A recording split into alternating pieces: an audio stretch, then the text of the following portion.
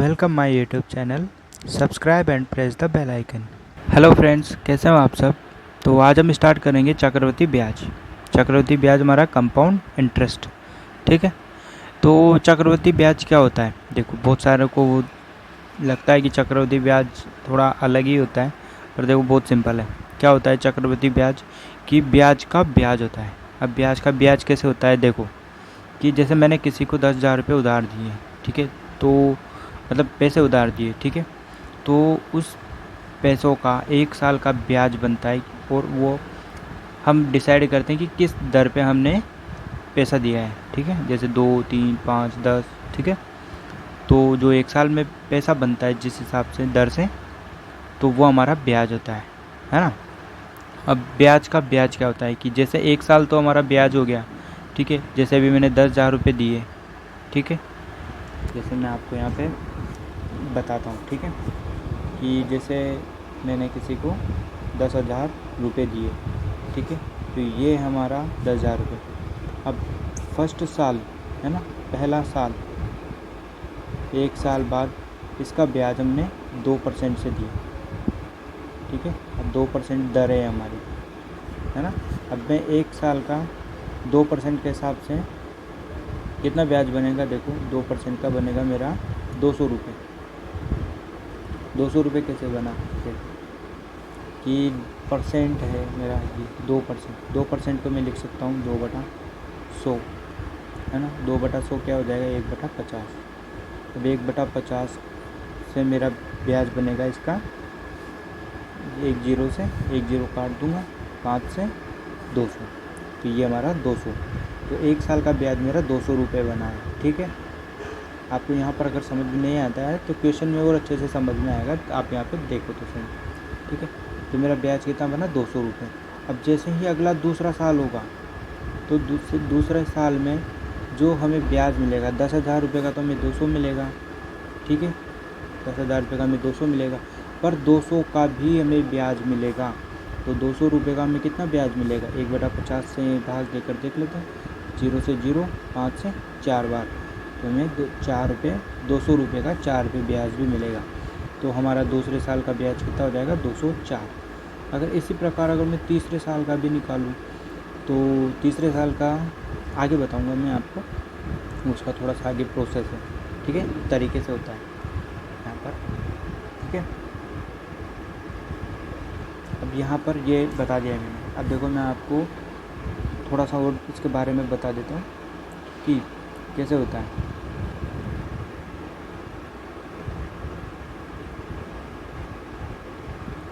कि अब इसमें देखो मूलधन होता है पहले, तो ये मूलधन है ना। मूलधन क्या होता है, मूलधन वो मान होता है या वो वैल्यू होती है जो हम ब्याज पर देते हैं। जैसे मैंने 10,000 रुपये दिए, या जो देना होता है वो मूलधन होता है, ठीक है।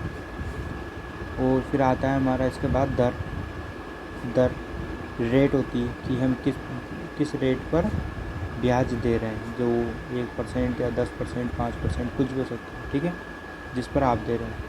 समय होता है इसके अंदर, समय कितने साल के लिए दिया है, ठीक है। फिर हमारा एक होता है मिश्र धन, ठीक है। तो मिश्र धन क्या होता है, देखो मिश्र धन होता है हमारा मूलधन प्लस ब्याज। जो हमारा मूलधन होता है वो, और ब्याज होता है, ठीक है, मूलधन प्लस ब्याज होता है।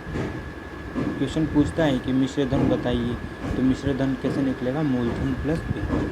जैसे हमने 10,000 रुपये दिए 2% के साथ, तो उसका ब्याज कितना बना, पहले साल के लिए 200 बना, तो वो 200 प्लस 10,000, तो हमारा मूलधन कितना हो जाएगा, 10,200 1 साल के लिए। 2 साल के लिए पूछेगा तो 200 प्लस 204, तो 404 प्लस 10,000, तो 10,404 हो जाएगा, ठीक है। तो अब देखो मैं आपको इसके क्वेश्चन भी बताता हूँ कैसे क्वेश्चन आते हैं इसके।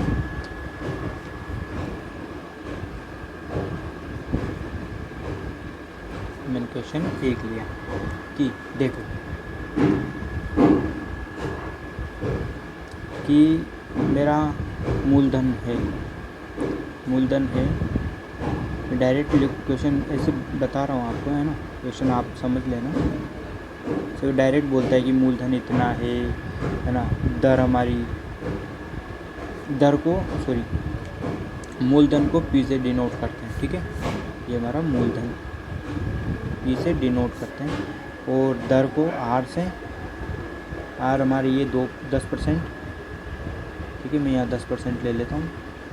समय दे रखा है 2 वर्ष, ठीक है, 2 वर्ष का है। अब मुझसे पूछ रहा है कि चक्रवृद्धि ब्याज, ठीक है, चक्रवृद्धि ब्याज, और चक्रवृद्धि ब्याज को CI से डिनोट करते हैं, है ना, इसको ज्ञात करना है। और मुझसे मिश्र धन भी पूछ रहा है, ठीक है, मिश्र धन भी पूछ रहा है। तो देखो, जैसे मैं आपको एकदम सबसे अच्छा और सिंपल तरीका बताऊंगा जिससे आपको आसानी रहेगी निकालने में। 10,000 रुपये मेरा मूलधन, ठीक है। दर दे रखी मुझे 10%। अब 10% को मैं ऐसे लिख सकता हूँ कि 10/100 लिख सकता हूँ, क्योंकि परसेंट को हम बटे में लिख सकते हैं, ठीक है। 1 से 1 0 कट जाएगा, तो मेरा कितना बच जाएगा 1/10, ठीक है। अब 1/10 से, अब मैं यहाँ पर 1/10, और इधर भी 1/10। इसमें समय 2 वर्ष के लिए दे रखा है ना। अगर वो आगे 3 वर्ष का भी बोलता है तो मैं आपको 3 वर्ष का भी बताऊंगा, है ना। आपको बहुत सारे क्वेश्चन बताऊंगा मैं इसके बारे में, आप देखते रहो, ठीक है। तो मैंने 1/10 से निकाला है। तो अब मैं इसको 10 से, मतलब 10,000 का 10%, 1/10% निकालूंगा तो कितना आएगा, यह आएगा मेरा 1 से 1 0, तो मेरा 1,000 यहाँ पर आएगा। वैसे ही ऐसा सेम टू सेम 1,000 मेरा यहाँ पर आएगा, ठीक है। अब पहले साल का तो मेरा ये निकल गया, और ये भी पहले साल का ही है, ठीक है, मतलब दूसरे साल का ही है, पर है तो अभी पहले साल का है, ठीक है। ये मेरा पहले साल का है। अब जब मैं दूसरा साल आएगा, पहले साल तो ये हुआ, ठीक है। अब जैसे दूसरा साल आएगा तो मुझे 1,000 रुपये का ब्याज भी मिलेगा, और 1,000 रुपये का ब्याज मुझे 1/10 इसी दर से मिलेगा, ठीक है। जो कितना बनेगा 100 रुपये, मुझे 100 रुपये मिलेंगे, ठीक है। देखो समझना कि मैंने 1/10% से इसका निकाला तो मेरा 1,000 रुपये ब्याज बना 1 साल का, ठीक है। 1 साल का मेरा ब्याज बना। जब मैं इसे दूसरे साल के लिए निकालूंगा तो 10,000 रुपये का ब्याज मेरा 1,000 तो बनेगा ही सही, प्लस जो 1,000 रुपये मेरा ब्याज बना था उसका भी मुझे ब्याज मिलेगा, और वो कितना मिलेगा, मुझे 100 रुपये मिलेगा, ठीक है, 100 रुपये मिलेगा।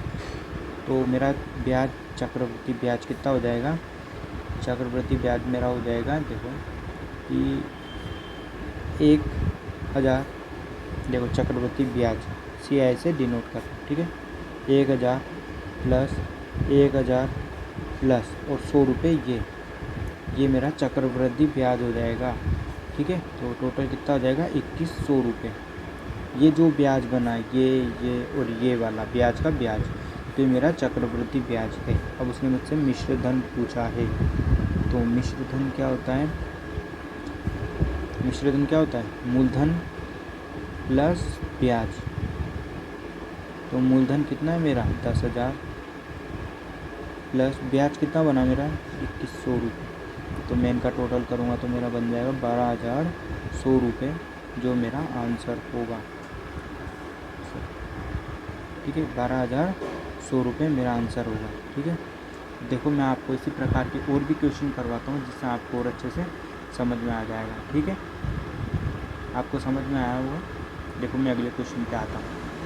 अगला क्वेश्चन है हमारा ये वाला, 10,000 रुपये की राशि को 5% चक्रवृद्धि ब्याज की दर से 2 वर्ष के लिए उधार दी जाती है, तो चक्रवृद्धि ब्याज व मिश्र धन बताइए, ठीक है। तो हम वापस वही तरीका यूज़ करेंगे। देखो यहाँ पर मैं आपको बताता हूँ, दर कितनी दे रखी है, मैं 5%, ठीक है। 5% को मैं क्या लिख सकता हूँ, 5/100, और 5/100 को मैं 5 से इसको काट दूँगा तो कितना बच जाएगा 1/20, ठीक है। तो 1/20 हो जाएगा। अब आगे देखो कि मुझे दे रखा है 10,000 रुपये, ठीक है, 10,000 रुपये। मैं वापस वही तरीका यूज़ करूँगा, 1/20, 1/20, ठीक है। अब मैं इसको इससे काट दूँगा तो कितना बच जाएगा मेरा 500, ठीक है। लगे ना समझ में कैसे हुआ। और यहाँ पर भी मेरा 500 रुपये, 1 साल का ब्याज मेरा 500 रुपये बनता है, ठीक है। अब दूसरे साल के लिए 10,000 का 500 तो बनेगा ही सही। अब 500 का कितना ब्याज बनेगा देखो, 1/20 से, तो 500 1/20 मेरा कितना ब्याज बनेगा, 0 से मैं 0 काट दूँगा, 25 रुपये मेरा ब्याज बन रहा है यहाँ पे, ठीक है। तो मेरा टोटल ब्याज कितना हो जाएगा, चक्रवृद्धि ब्याज, टोटल ब्याज, ठीक है। ब्याज बनेगा मेरा 500 प्लस 500 प्लस 25 रुपये, तो 1025 रुपये मेरा चक्रवृद्धि ब्याज हो जाएगा, ठीक है। अगर उसने पूछा है, क्या पूछा है आगे, मिश्र धन भी पूछा है।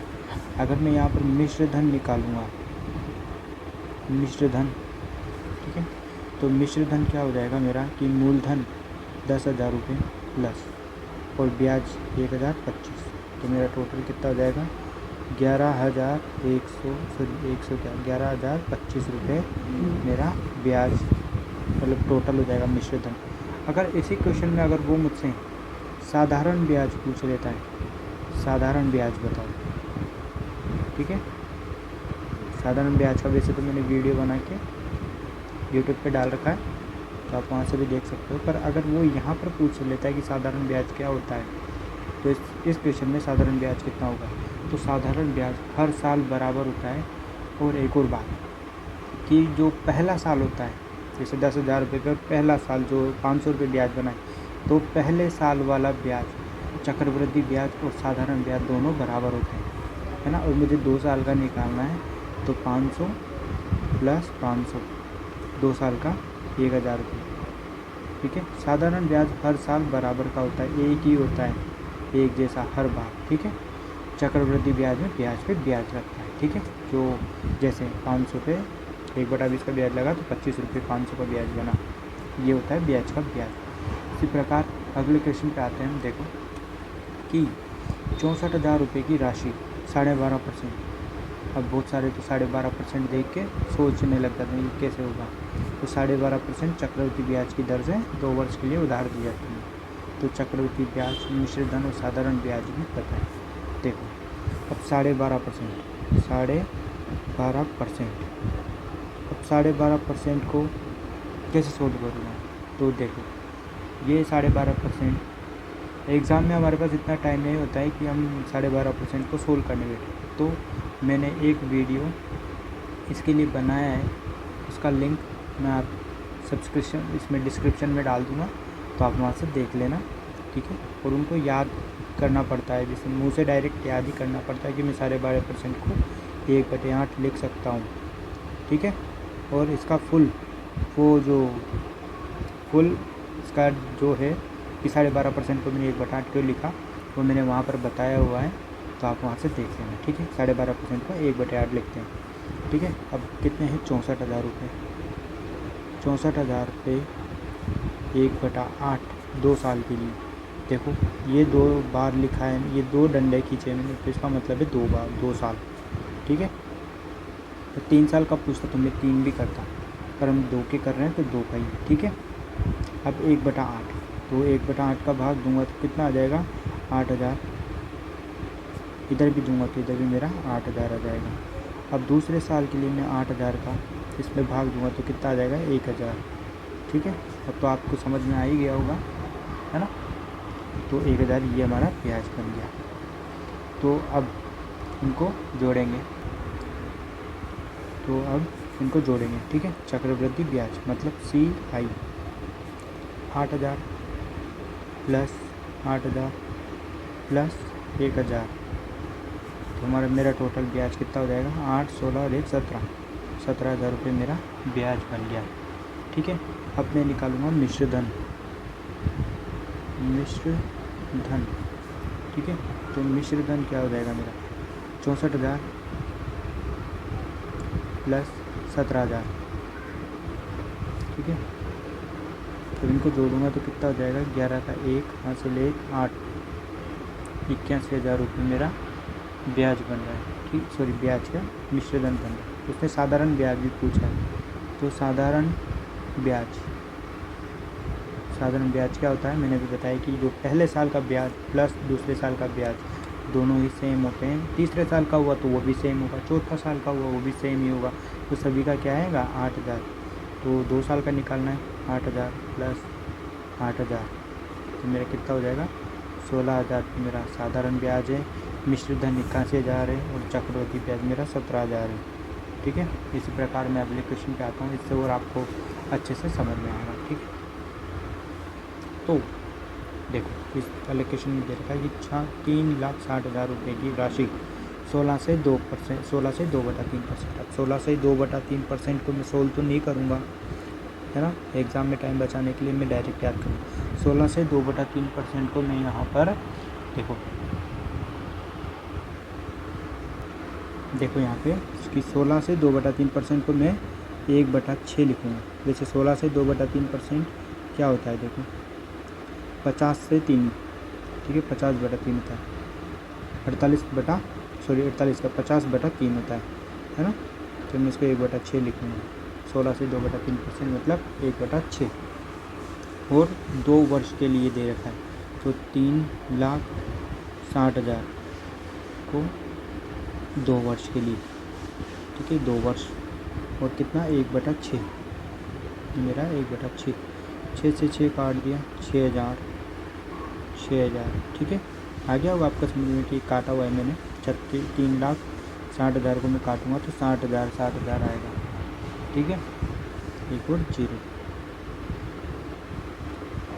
60,000 आएगा। ठीक है, अब देखो कि पहले साल और दूसरा साल, ठीक है, अब मैं इस साल का फिर ब्याज दूंगा अगले साल, तो कितना आ जाएगा कि मैं एक काटूंगा तो 10,000 रुपये फिर ब्याज बन जाएगा। ठीक, ये मैं बोला। अब मेरा चक्रवृद्धि ब्याज क्या हो जाएगा कि 60,000 प्लस 60,000 प्लस 10,000, तो टोटल कितना हो जाएगा 60, 1, 20, 1, 30, 1,30,000 रुपये मेरा ब्याज बनेगा। ठीक है, ओनली उसने ब्याज पूछा है। अगर वो मिश्र धन भी पूछता है तो मैं बता देता हूँ आपको। इसमें मिश्र धन हमारा 360 प्लस 130, 360 प्लस 130 490 हो जाएगा।